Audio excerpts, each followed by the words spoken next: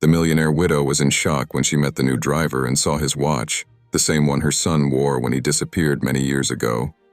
She decided to take action. Margaret Hastings, a millionaire widow, lived in a majestic mansion that, despite all its grandeur, could not drown out the silence that permeated every room. This silence was deep and painful, marked by the absence of the laughter and conversations that once filled that space. Margaret had always been a strong woman, accustomed to facing life's challenges with determination. However, nothing had prepared her for the cruel blow that fate had in store: the disappearance of her only son, William. That absence turned her home into a mausoleum of memories. Margaret's days were long and lonely. She spent hours sitting in the velvet armchair in the main hall, looking out the window that overlooked the impeccably maintained gardens. What was once a pleasure, watching the flowers bloom each season, had now become a meaningless ritual.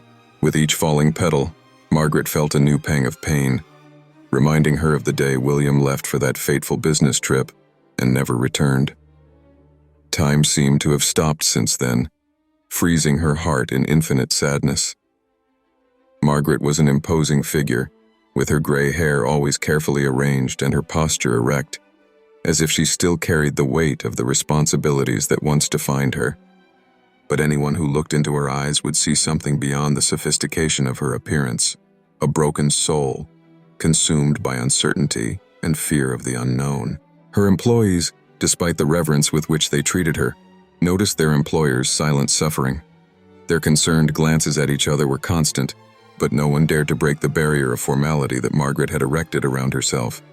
During the rare visits she received, friends and acquaintances tried to offer comforting words, but they always seemed insufficient. How do you console a mother who never had the chance to bury her son? Margaret listened politely, thanked them for their presence, but as soon as she was alone, the words dissipated like smoke, leaving only emptiness. There was a hope she never admitted aloud, a stubborn spark that refused to go out, but that also prevented her from moving forward. This was the burden she carried: the impossibility of accepting death because there was never a body, only the deafening silence of a life interrupted. Amidst this routine of pain and solitude, Margaret clung to the only purpose she had left: the search for William. No matter how much time had passed, she refused to give up.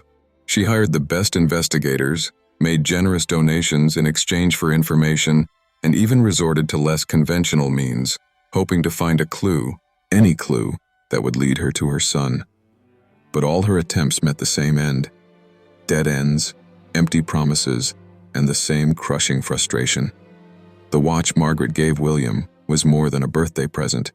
It was a unique piece, chosen with a care that only a mother could have. She remembered perfectly the day she ordered it, a sunny afternoon when she visited numerous luxury stores until she found the one that represented the love she felt for her son. It was an exclusive model, custom-made, with an elegant design that blended tradition and modernity. The case was white gold, with polished silver details, and the dial featured subtle time marks in Roman numerals, something William always appreciated for its classic simplicity. The most special touch, however, was on the back of the watch, where Margaret had a message engraved: "To my beloved son, William, may time always be an ally." These words, though simple, carried deep meaning. To Margaret, that watch was not just an accessory. It was a constant reminder of the unbreakable bond between mother and son, and how she would always be by his side in every important moment of his life. When she gave it to William, she saw in his eyes a sparkle of joy and gratitude that made her sure he had understood the gesture. William, a young man with a free and adventurous spirit, wore the watch every day. It became a part of him, a symbol of his connection to the family, even when he was far away. Margaret remembered how he liked to show off the gift to his friends, always proudly mentioning his mother's dedication in choosing something so special. It was a piece that drew attention, but it also carried a silent secret: the engraved message that William occasionally read to remind himself of the love and support he had at home, no matter where he was. Over time, the watch acquired small marks of use, almost imperceptible scratches that told stories of travels, important meetings, and moments of solitary reflection. Each mark was a testament to the life William led, the decisions he made, and the paths he walked. For Margaret, these imperfections made the watch even more precious, as they were proof that William was living fully, that he was following the course he had chosen. Whenever she thought of the watch, Margaret felt a mixture of pride and longing, a combination that warmed her heart. The day William disappeared, that watch was on his wrist. It was one of the few personal items he carried with him during the trip. Margaret knew this because they had talked about the importance of being prepared for any eventuality, and the watch, with its impeccable precision, symbolized just that, being ready for whatever might come. The absence of the watch, like that of William, became an open wound for Margaret. She dreamed of recovering it, as if that could bring some clarity, some closure. In her loneliest moments, Margaret would take an old watch from her late husband, similar to William's, and spend long minutes watching the hands move, remembering how her son used to do the same. The years passed, but the memory of the watch never faded from Margaret's mind. She still remembered the sound of the ticking, soft and constant, marking the moments of silence between them, as if time itself was aware of their connection. The day Samuel arrived at the mansion was peculiar. Margaret did not expect much from this new driver. After all, to her he was just another of the many employees who came and went over the years. However, from the moment he stepped out of the car, something about him caught her attention. He was a man of about 30, with a robust build, broad shoulders, and a posture that suggested both strength and inner quietude. He wore simple, almost modest clothes, but there was something in his presence that radiated an aura of mystery, as if he carried the weight of unrevealed secrets. When Samuel entered the front door, he was greeted by the butler, who introduced him to the house's formalities with the usual British coldness. Margaret watched from a distance, noticing every detail. His hair was dark, well cut, but there was a hardness in his brown eyes that seemed to contradict the neutral expression on his face. He hardly ever smiled, and when he did, it was a restrained gesture, as if he was more accustomed to pain than joy. This reserved demeanor made Margaret feel an inexplicable impulse to want to know more about him, a curiosity she had not felt for anyone in a long time. During the first weeks, Samuel remained discreet, almost invisible. He carried out his tasks with precision and without question, driving Margaret to her daily appointments with an efficiency she hadn't seen since William's time. However, there was something in his manner of driving, in the way he carefully chose his words when responding to the few questions Margaret asked, that suggested he was more than just an ordinary driver. He seemed to observe everything around him with acute attention, as if he was always aware of every detail, every movement. Margaret began to pay more attention to him, trying to capture fragments of his life in the brief moments they shared in the car. Once, while they were returning from a meeting in the city center, she commented on the infernal traffic they faced daily. Samuel merely nodded, without saying much. However, upon hearing the soft tone of his voice, something echoed in her mind, a strange sensation, as if that sound was somehow familiar to her. The discomfort invaded her, but she pushed the thought aside, believing it was just exhaustion speaking louder. One morning during a longer journey, Margaret decided to break the silence that always surrounded them. She casually asked about Samuel's life before working there. He, with his usual discretion, gave short answers, mentioning that he had worked in various places, but never stayed long in one. Something in his narrative seemed carefully edited, as if he was deliberately omitting parts of his story. With each vague response, Margaret's curiosity grew, but she knew that pressing him too much could push him away, so for now, she decided to observe. However, her mind could not stop formulating theories. Who was this man who suddenly appeared in her life, bringing with him such a dense air of mystery? He seemed to be an enigma, a piece of a puzzle that did not fit into the quiet and predictable scenario of her life. There was an unsettling feeling inside her, a sense that something was about to change, something that Samuel brought with him without even realizing it. Margaret found herself thinking about him more than she would have liked, intrigued by this new element that disturbed the monotony that had settled since William's disappearance. Samuel, for his part, continued to play his role as a driver with the same seriousness and attention to detail. He was punctual, always arriving a few minutes before the agreed time, and seemed never to make mistakes. It was a cold morning, the kind of day when the sky remains covered by a thick layer of gray clouds, and the fog drags heavily over the gardens. Margaret was more thoughtful than usual, a melancholy that seemed to echo in the atmosphere around her. She was about to leave for another of her routine appointments, and Samuel was already waiting by the car, his posture always impeccable. As she approached, something caught her attention, a small but unmistakable detail that made her heart stop for a moment. On Samuel's wrist, a watch Margaret knew all too well gleamed. The shock was immediate and almost visceral. For a moment she lost her breath, her eyes fixed on the object that pulsed in her memory like an open wound. It was William's watch, or at least an exact replica. Every detail was there: the white gold dial, the Roman numerals, the dark leather strap she had so carefully chosen. Margaret's mind spun in a spiral, struggling to find a logical explanation, but nothing made sense. How could Samuel, a man she barely knew, be wearing such an exclusive, so personal, so intrinsically linked to her missing son? She tried to keep her composure, but it was impossible to hide the tremor in her hands when he opened the car door for her to enter. Throughout the journey, Margaret could not take her eyes off Samuel's wrist, where that watch seemed to radiate an almost ghostly presence. Every passing second, every tick-tock she imagined, brought back memories she had tried in vain to bury. Images of William, smiling as he showed the gift to his friends, the gratitude in his eyes when he received it. Everything came back with overwhelming force. Samuel, for his part, seemed oblivious to the turmoil unfolding next to him. He drove with the same calm as always, unaware that every move he made was being watched with an intensity that bordered on desperation. Margaret needed to know. She needed to ask. But the words were stuck in her throat, suffocated by the avalanche of emotions that flooded her.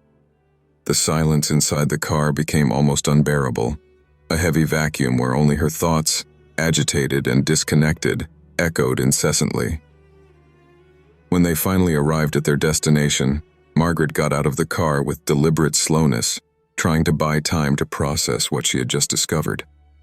She observed Samuel once more, her eyes searching for any clue, any expression that would reveal the truth behind that watch. But he just continued his duty, always meticulous, without showing any signs of noticing her agitation. Margaret felt a chill run down her spine. Something was very wrong, something she needed to unravel, even if it meant revisiting the pain she had tried to avoid for so long. That night, alone in her room, Margaret faced her reflection in the mirror, searching in her own eyes for the strength to face what was to come. There was no longer any way to ignore what she had seen. Margaret sat on the edge of the bed, her heart heavy. She knew she couldn't just confront Samuel without considering the consequences. She needed to act cautiously, but the urgency of her doubts burned like an uncontrollable flame. The coincidences were too disturbing to be ignored. Could he have any connection with William? Could it be possible that somehow her son was still alive, lost somewhere, and that Samuel was the key to finding him? The hope, so fragile, began to rekindle in her chest, but was soon smothered by the fear of discovering an even more devastating truth. As the night progressed, Margaret decided she could no longer continue like this. She needed answers. Samuel's presence had stirred up a sea of emotions that she could barely contain. But how to address the issue without raising suspicion, without scaring off the man who had suddenly become the center of her concerns? The days following the discovery of the watch were filled with tension for Margaret. She knew she needed answers, but she also understood that she couldn't rush. Every conversation with Samuel became a minefield, where she carefully chose her words, trying to extract bits of information without arousing suspicion. During one of those silent drives, Margaret casually mentioned the importance of family heirlooms. "Some items carry stories, don't you think, Samuel?" She posed the question with apparent nonchalance, but inside, she was alert to every reaction. Samuel kept his eyes fixed on the road, his expression impenetrable. "Yes, ma'am. Some objects have a value that goes beyond the material," he replied, his voice calm but devoid of any emotion. Margaret watched closely, searching for any sign of discomfort, a change in tone, anything that indicated he knew more than he was saying. But Samuel was skilled at keeping things superficial. His answers were always cordial but empty. She felt the frustration growing inside her but knew she had to be patient. In the days that followed, Margaret began to ask more direct questions, always wrapped in a curtain of harmless curiosity. "That watch you wear, Samuel, is quite distinctive. I don't see many like it around." This time she noticed a slight hesitation before he answered. "It was a gift, ma'am," he said, without taking his eyes off the road. "From someone very important." There was a tone of evasion in his words, and Margaret noticed. That answer, instead of quenching her curiosity, only increased her doubts. She tried another approach, asking if he valued that gift greatly, trying to probe more about the identity of the person who had given him the watch. "Yes, ma'am, I value it very much," Samuel replied, with an enigmatic smile but without going into detail. He seemed to realize that Margaret was searching for something more, but at the same time, he carefully stayed within the limits of a superficial conversation. This only reinforced the feeling that he was hiding something important, something she needed to discover. One afternoon, when they were returning from a visit to the family lawyer, Margaret decided to be a bit bolder. She commented on the similarity between Samuel's watch and the one William used to wear. "You know, it's curious.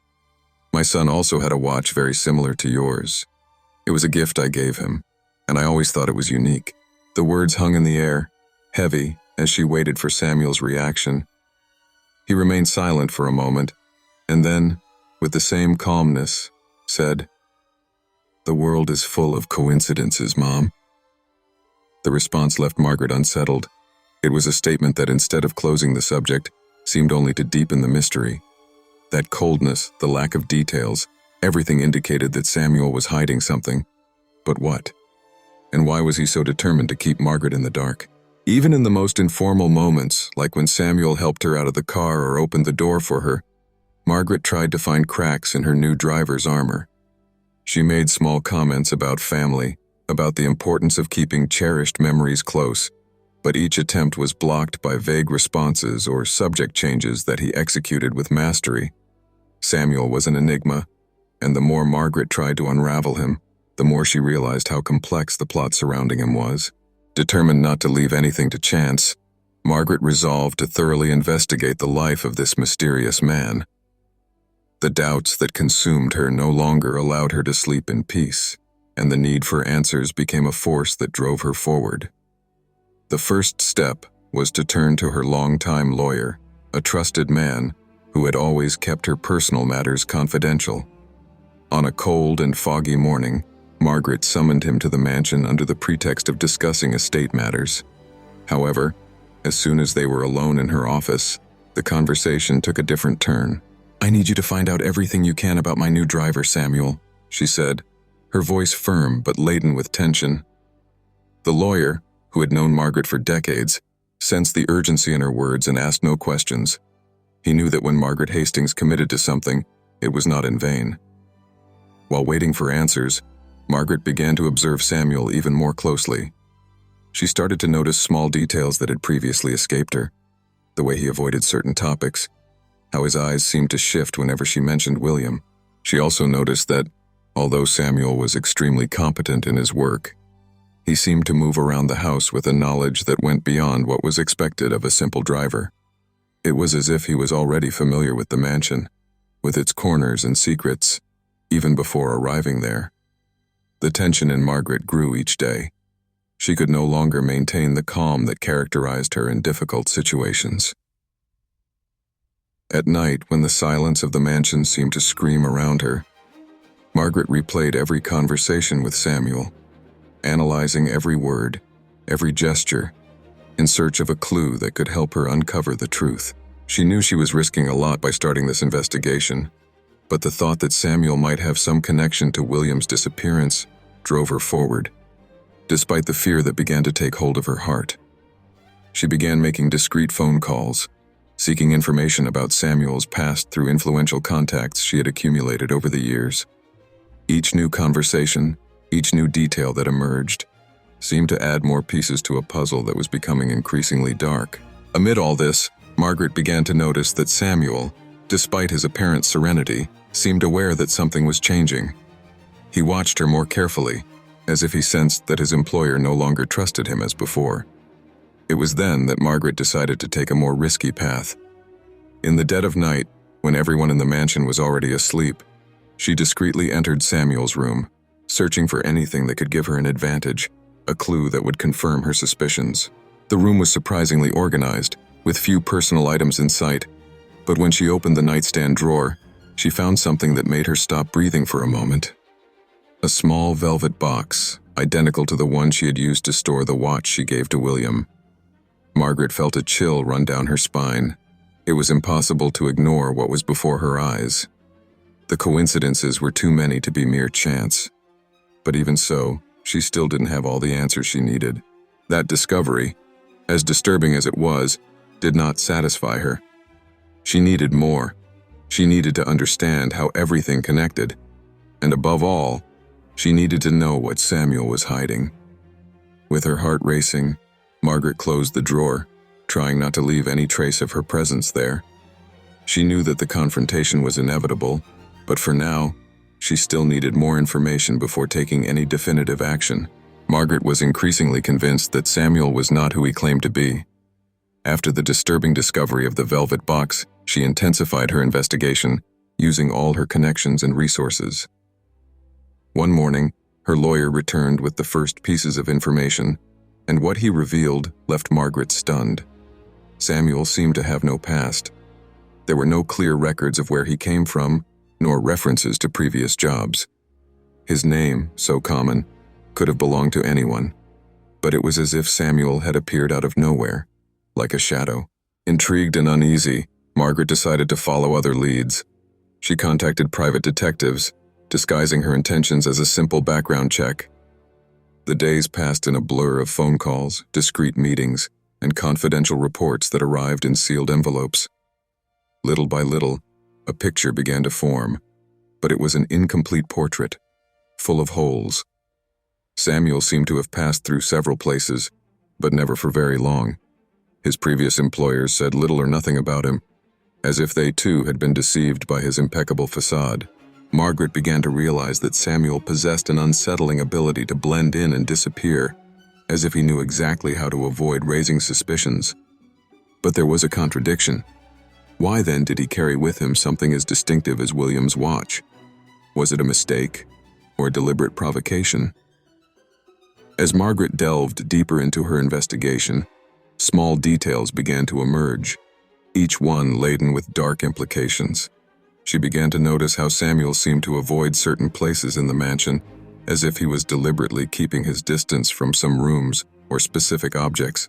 One day, while he waited for her in the garage, she watched from afar how he hesitated before entering the house, his eyes fixed on a window that looked into William's old room. It was as if that space bothered him in some way, and this small hesitation planted another seed of doubt in Margaret's mind. Margaret began to visit William's room more frequently, looking for anything that could connect Samuel to her son. During one of these visits, as she opened William's wardrobe, she found something that made her stop. At the bottom of a drawer was a letter, yellowed with time, that she did not remember seeing before. The handwriting was William's, and the words, though vague, mentioned a new person that he had met during his business travels. Margaret felt a chill as she read that letter. Could it be that Samuel had crossed paths with William long before he appeared in her life? Another day, while passing by William's office, Margaret found an old journal. Flipping through the pages, she found notes about meetings and appointments, but what caught her attention were the initials SW, scribbled several times next to important dates. She had never associated those initials with anyone in particular, but now, with Samuel on her mind, everything seemed to fit together in a disturbing way. It was as if William was trying to communicate something through these brief notes, a warning that only now, years later, Margaret was beginning to understand.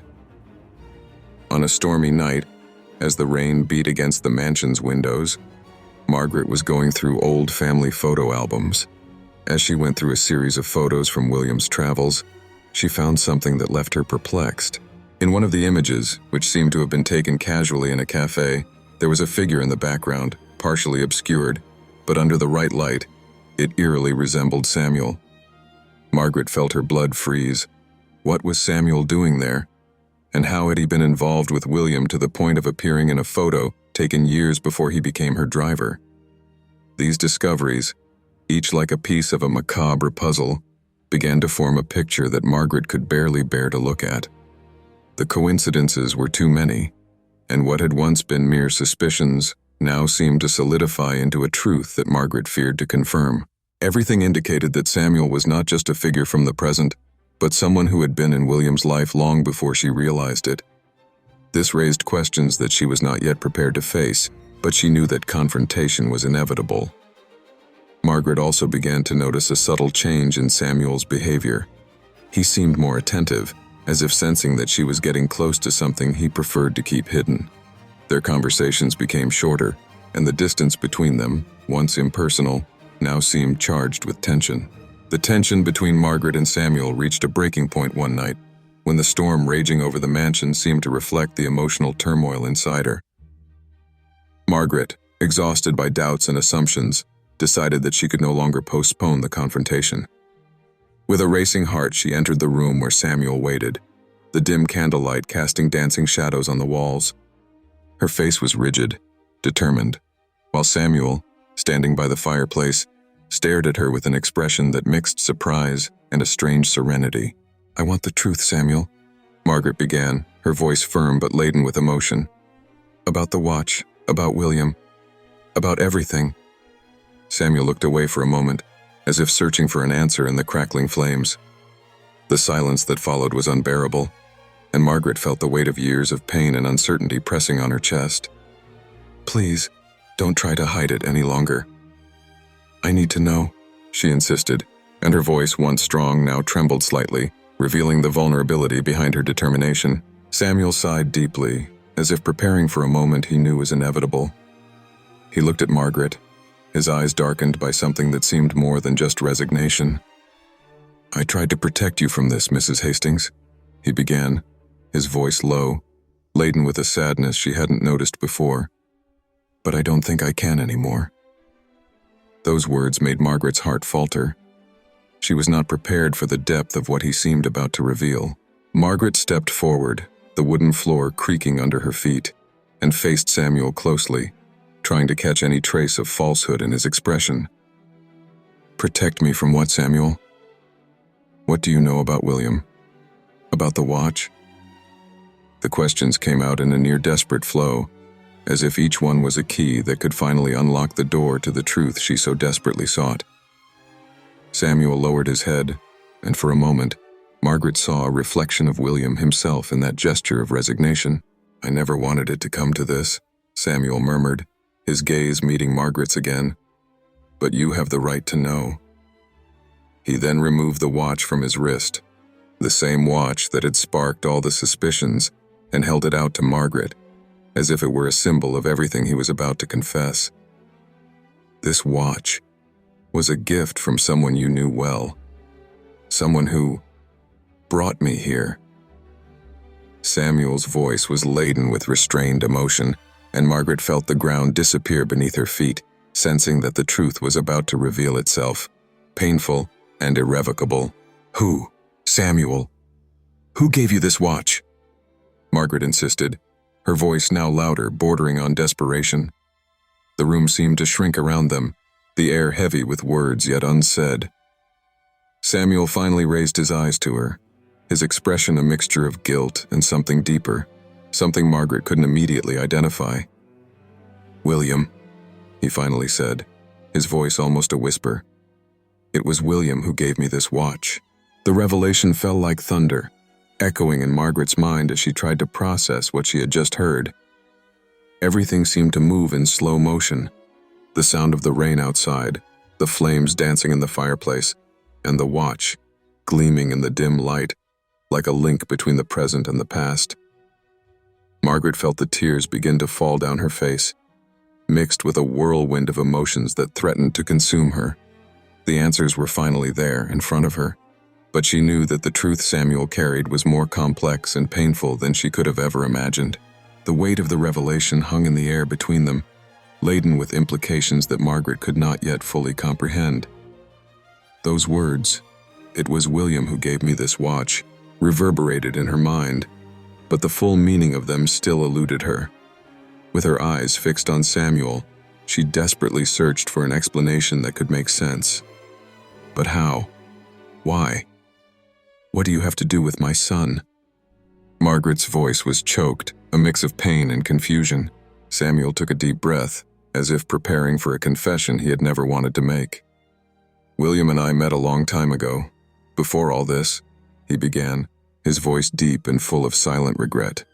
"We crossed paths on one of his business trips. I wasn't a driver back then. I was in a complicated situation, a dark path. William found me at the most difficult moment of my life." Margaret remained silent, each word of his penetrating her heart like sharp knives. Samuel continued, his expression hardening as the story unfolded.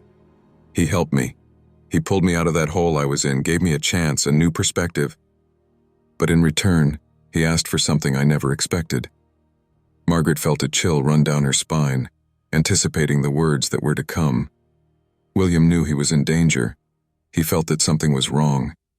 "He asked me to protect him, to make sure that if anything happened, you wouldn't be left alone." Margaret blinked, puzzled. "Protect? How? Why would he do that? Why didn't he come to me?" Her voice trembled, the shock of the revelation still sinking into her understanding. Samuel hesitated, the internal conflict reflected in his eyes. William was involved in something bigger than he imagined. He suspected people close to him, powerful people. "He didn't want to put you at risk, Margaret. So he asked me to keep an eye on things, to be around in case something happened to him. And that's how I ended up here." Margaret staggered a little, needing to support herself on the nearby chair. The world around her seemed to spin. Everything she thought she knew was crumbling. "You knew all along? You were here pretending to be just a driver, but actually, you were waiting." "Waiting for what, Samuel?" The question came out almost as a whisper, the pain and betrayal beginning to seep into her voice. Samuel lowered his head, an expression of regret overtaking his face. "Waiting for the right moment to tell you everything. Waiting for an opportunity to fulfill the promise I made to William." The revelation fell on Margaret like an avalanche. All the time that Samuel had been by her side, all the mystery, the distance, now made sense in a terrible way. He was not just an employee. He was the keeper of a secret that William had taken with him, a secret that now hovered between them, forever changing the dynamics of their lives. "And the watch?" Margaret began, but Samuel interrupted her softly. "The watch was a symbol. William gave it to me, knowing that one day it would bring you closer to the truth. He trusted that if I failed to protect him, at least it would lead you back to him." Samuel's revelations echoed in Margaret's mind like distant thunder, bringing to the surface a storm of long-suppressed emotions. Every word, every detail about William's involvement in something dark and dangerous destroyed the idealized image she had built of her son over the years. Margaret had always known that the business world in which William moved was full of risks and betrayals, but she had never imagined that he could be involved in something so deadly. The image she had of William, a talented, dedicated, and honest young man, began to crumble, replaced by a more complex and shadowy portrait. William, the son she loved more than anything, had made decisions that led him down a dangerous path, and in the end, those choices had distanced him from her, isolating him in a world of secrets she had never known about. As these truths were revealed, Margaret was forced to revisit moments from her past with William, moments that now had a different meaning. She remembered the times when he seemed distant, worried, but always assuring her that everything was fine. She remembered the unexpected trips, the mysterious meetings, and the phone calls he avoided making in her presence. At the time, Margaret had attributed these attitudes to work stress, but now she understood that they were signs of a double life, of secrets he carried to protect her from a greater danger. These new understandings not only shook William's image, but also made her question her own role as a mother. How had she not noticed? How had she missed so many signs? The guilt began to take root, mixing with the pain. Margaret had always prided herself on being an attentive and loving mother, but now she felt as if she had failed to protect her son, failed to be there when he needed her most. She believed she knew William better than anyone, but now she found herself confronted with the reality that there were aspects of his life that she never understood.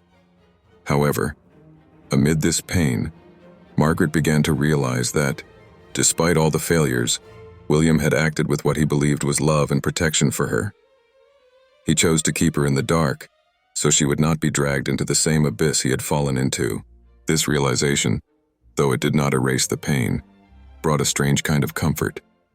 Even in his darkest moments, William had thought of her, placing her well-being above his own. Margaret felt the weight of this sacrifice, and it only made the truth harder to bear. Margaret spent hours wandering through the mansion, her mind a storm of conflicting thoughts. Every step echoed off the ancient walls, and the darkness of the corridor seemed to reflect the dilemma she faced. The decision she was about to make was not just about Samuel. It was about how she would choose to live with the truth she had just discovered. Feeling the weight of the world on her shoulders, she knew that, regardless of the choice, there was no going back. This was the moment that would define the rest of her life. However, Margaret knew that silence was no longer an option. Samuel had fulfilled the promise he made to William, protecting her in the best way he could. Now he was vulnerable, at the mercy of her decision. Could she simply let him go, allowing him to continue his life, carrying the burden of William's secrets? Or should she turn him over to the authorities, forcing him to reveal everything and face the consequences, but perhaps destroying the last piece of William that still remained in the world? After long minutes of reflection, Margaret made a decision, knowing she would be judged, not just by others, but by herself for the rest of her days. She rose from the chair and walked towards the office, where she knew she would find Samuel, waiting silently. Each step was heavier than the last, but there was a new firmness in her posture. When she opened the door and her eyes met Samuel's, she saw in him the resignation of someone who already knew what was coming, but also the silent hope that she might choose with compassion. Margaret stopped in front of Samuel, the silence between them dense, laden with everything that did not need to be said. "You did what you believed was right," she began, her voice firmer than she expected. "And I understand why William trusted you." A pause, deep and full of unspoken meanings. "But I can't continue living with this, with what I know now. There are things that need to be left behind, and others that need to be faced." Samuel just nodded, accepting her words as a final verdict. Then, with a heavy heart, Margaret made the decision that would seal not only Samuel's fate, but also hers. She approached, and with a soft but authoritative voice said, "You will leave tomorrow. You will start over, far from here. I will take care of the rest. No one else needs to suffer for this." Samuel, with tearful eyes, just thanked her silently, understanding the sacrifice Margaret was making, not for him, but for the son they had both lost in such different ways. The next morning, the mansion seemed wrapped in a tense calm, as if the building itself knew that something significant was about to happen. Margaret watched from the window as Samuel loaded his only suitcase into the car, his movements slow and deliberate. Samuel's departure, however, did not bring the relief Margaret had expected. On the contrary, it seemed that the entire house was impregnated with the shadow of his presence, as if he were still there, in the walls, in the corridors, in every echo of a past, now irreversibly altered. The mansion staff, who had noticed the tension in recent days, began to whisper, speculating about the sudden disappearance of the driver who, until then, had seemed so reliable. Margaret, despite her attempts, could not escape the unasked questions that hung in the air. Margaret's lawyer was the first to confront her, concerned about the lack of clear explanations about Samuel. He insisted on knowing why the driver, whom he himself had helped to background check, had left so abruptly. Margaret, feeling the weight of her decision, simply replied that it had been necessary. Those words, however, did not satisfy the lawyer's doubts, who began to fear that something more serious was being covered up. The tension between them grew, and the bond of trust that had lasted for years began to fray. The consequences extended beyond the walls of the mansion.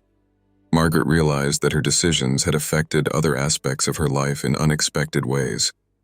Close friends began to distance themselves, noticing her change in behavior, the reserve that now marked her conversations.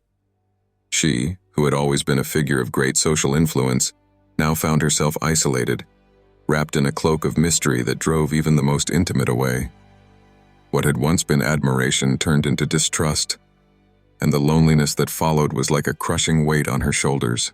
The donations and philanthropy that Margaret used to manage with passion were neglected, as she withdrew more and more from social interaction. Organizations began to question her absence, and rumors spread about her mental health and her ability to continue leading the projects she had started.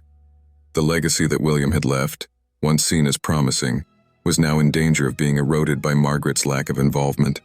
She felt that by protecting Samuel and keeping William's secret, she had also sacrificed part of herself and everything she had built. The weeks following Samuel's departure were marked by a deep void in Margaret's life. She tried to find some kind of peace, some consolation in the decisions she had made, but reconciliation with the past and with herself seemed an unattainable goal.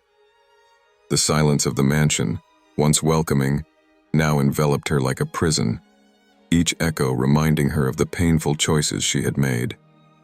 Margaret tried to keep herself busy with daily tasks, but everything she did seemed futile, a futile attempt to fill the void growing in her heart. Margaret sought refuge in memories of William, flipping through old photo albums and rereading letters he had written.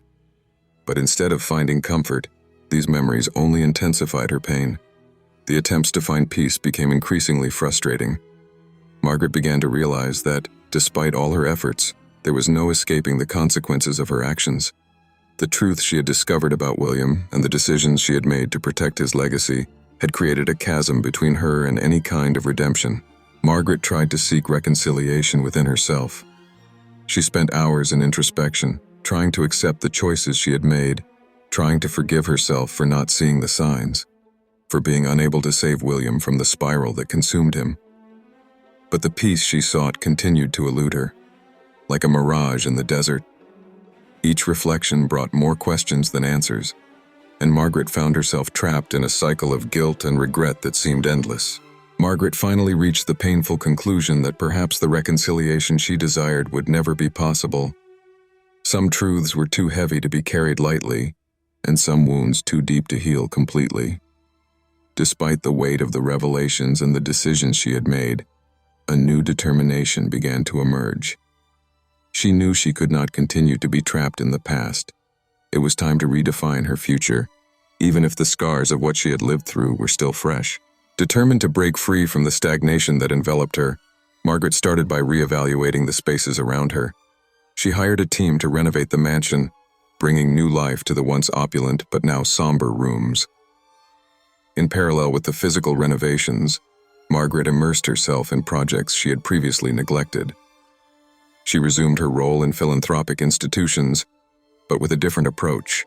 Instead of just funding, she got actively involved, attending meetings, visiting communities, and listening to stories of lives that, though marked by hardship, still carried hope. These interactions provided her with a renewed perspective, showing that despite the pain, there was resilience and strength to be found. During one of these visits, Margaret met Clara, a young mother struggling to support her children after the tragic loss of her husband. Clara's story resonated deeply with Margaret, who saw in her a mirror of her own journey. The two women, though from different worlds, found mutual solace and understanding. This unexpected connection inspired Margaret to establish support programs for widows and bereaved families, offering not only financial assistance, but also emotional and psychological support. As she dedicated herself to these new endeavors, Margaret realized that, although the scars of her past would never completely disappear, they did not need to define her future. Each step she took towards rebuilding her life was also a step towards healing. The sleepless nights diminished, replaced by peaceful sleep, the result of a day filled with purpose and meaning. The mansion, once a prison of painful memories, transformed into a center of activity and hope. The old friends, initially cautious, began to return, attracted by the new energy Margaret radiated. Dinners and social gatherings resumed, but this time with an authenticity that had been lacking before. And so, although the path to reconstruction was full of challenges and moments of doubt, Margaret advanced with courage and determination. Each day brought new opportunities, new lessons, and above all, the proof that even after the deepest storms, it was possible to find the strength to rise and redefine one's destiny. Spring came early that year, bringing with it a gentle breeze that caressed the old trees on the property. Margaret, now with a lightness she hadn't felt in a long time, walked through the gardens that had been revitalized with new flowers and life. The pain still existed, of course, but she had learned to carry it differently, as a reminder of everything she had lost and of everything she still had to gain. Each blooming flower was a symbol of rebirth, of new possibilities that she was finally ready to embrace. At the center of this rebirth was the orphanage that Margaret had founded in William's honor. Instead of just a charity, she saw it as a living legacy, a place where children who had lost everything could find a new beginning, just as she was doing. The weekly visits to the orphanage became her greatest solace. The sound of children's laughter, the small arms reaching out to her for affection, all of this filled her with a joy she had long forgotten existed. Each child there was a promise of a better future, a reflection of the hope she had finally rediscovered. One day, while reading to the children in the main room of the orphanage, Margaret was approached by a girl named Anna. With large, curious eyes, Anna asked, "Do you have children, Mrs. Margaret?" The question, asked with the innocence of a child, brought a wave of emotions to the surface. Margaret smiled, a smile that carried all the pain and healing of her journey. "I had a son, yes," she replied softly, "and he was very special. But now, I have all of you." The words came out with a sincerity that surprised even Margaret herself. She realized that, in a way, these new bonds were a new kind of family for her. Over time, Margaret began to see the future not as something to be feared, but as a blank canvas full of possibilities. She became involved in other projects, using her experience and influence to support causes that promoted justice and equality.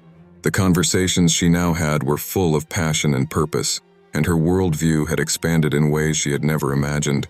The loneliness that once surrounded her had dissipated, replaced by a sense of community and belonging that renewed her day by day.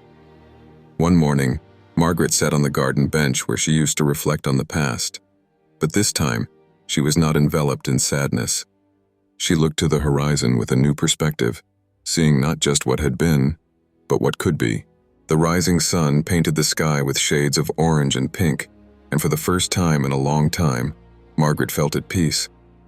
The pain of losing William still existed, but it had transformed into something she could carry with dignity and hope. The future, which once seemed bleak, now shone with the promise of new beginnings. As she rose to continue her walk, Margaret encountered the gardener, a man who had worked for her for decades, watching her with a smile.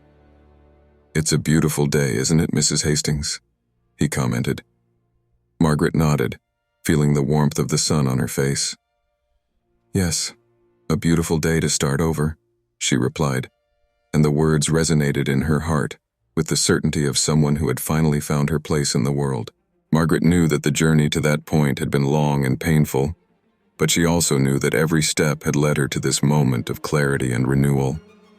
And as she continued her walk through the gardens, she felt that, despite everything, life still held many surprises and joys for her. If you enjoyed Margaret's incredible story, subscribe to our channel and turn on notifications so you don't miss any of the upcoming videos. If you love Moving Chronicles and want to support our channel to continue bringing more quality content, consider contributing through Buy Me a Coffee. The link is in the first pinned comment. Your help is essential for us to keep improving. Thank you for your support. See you in the next exciting chronicle.